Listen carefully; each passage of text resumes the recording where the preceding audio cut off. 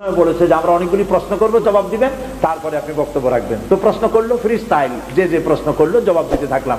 এক আরব প্রশ্ন করলেন যে আপনি পৃথিবীর বহু দেশ ঘুরলেন বলে শুনলাম, পৃথিবীতে ইসলামের পূর্ণাঙ্গ রূপ এখন আর কোথাও নাই। কোথাও আছে আধা, কোথাও আছে 12 আনা, কোথাও আছে 10 আনা, কোথাও আছে 4 আনা, কোন জায়গায় মোটেও নাই।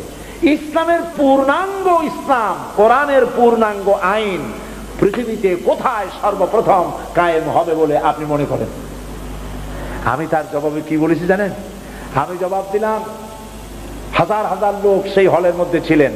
আমি জবাবে বললাম, গোটা পৃথিবী ঘুরে, এই পৃথিবীর বহু দেশ ঘুরে আমার যে রিডিং এবং অবজারভেশন, তাতে আমার মন বলে পৃথিবীতে আপনি ঠিকই বলেছেন, পৃথিবীতে কোথাও পূর্ণাঙ্গ ইসলাম নাই।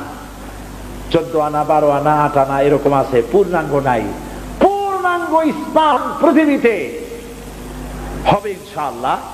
তবে যেখান থেকে শুরু হবে বলে আমার বিশ্বাস, সেটা আমার প্রিয় জন্মভূমি 56,000 বর্গ মাইলের দেশ, আমার প্রিয় জন্মভূমি বাংলাদেশে সর্বপ্রথম কোরআনের রাজ কায়েম হবে ইনশাআল্লাহ।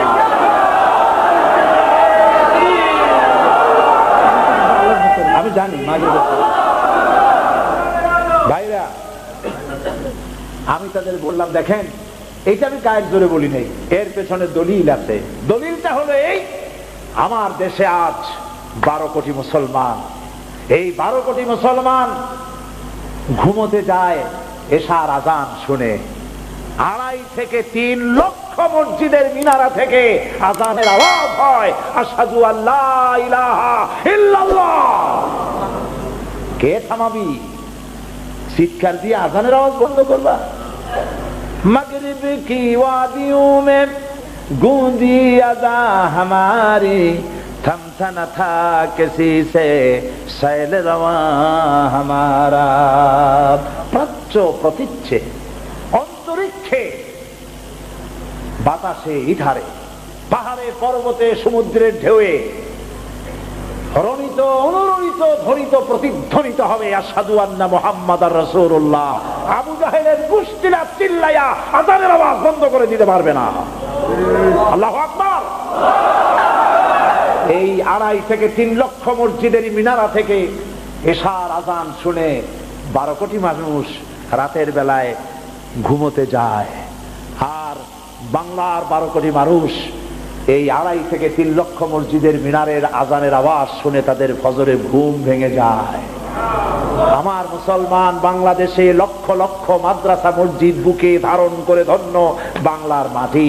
ধর্ম নিরপেক্ষ মতবাদের জায়গা বাংলাদেশে হবে না, বাংলাদেশে হবে কোরআনের রাজ কায়েম হবে ইনশাআল্লাহ। আমি বললাম, আমার নিজের চোখে দেখা, আমার নিজের চোখে দেখা, আমার বাংলার মানুষ, গরিব মানুষ, পরাটা গোস্ত দিয়া সকালবেলা নাস্তা হয় না। সকালবেলায় পান্তা ভাত, পেঁয়াজ, কাঁচামরিচ, কোন রকম পানি ভাত। মনে আছে না পান্তা ভাতের কথা আপনাদের? না আবার আপনারা কবেন জুনি আমাদের পান্তা ভাত খাওয়াই গেছে। কত যে জ্বালা। সকালবেলায় আমার চাষি পান্তা ভাত খাইয়া, তাও পেট ভরা না, সামান্য পান্তা ভাত খাইয়া কোমরে একটা গামছা বাঁধে, যেহেতু পেটে ক্ষুধা, পেট ভরে নাই। এরপরে গরু নিয়া, হাল নিয়া, লাঙ্গল দিয়ে মাঠে চাষ করতে যায়। আমার চোখে দেখা। বাংলার আনাচে কানাচে ঘুরি, আলহামদুলিল্লাহ বাংলাদেশের এমন কোন উল্লেখযোগ্য জায়গা নাই যেখানে আমি যাইনি, আলহামদুলিল্লাহ। আল্লাহ নিচ্ছেন। আমার চোখে দেখা আমার চাষি চাষ করে করে, হাতে ঘড়ি নাই, আকাশের দিকে তাকায় দেখে জোহরে রক্ত হয়ে গেছে।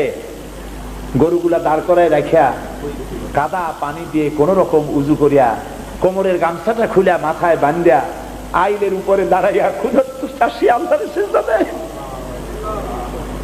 এই আমার বাংলাদেশ। চাষি, শ্রমিক, কৃষক, মেহনতি মানুষ, বাংলার এই অভুক্ত মানুষগুলি আল্লাহর সিজদা দেয়, নামাজ পড়ে।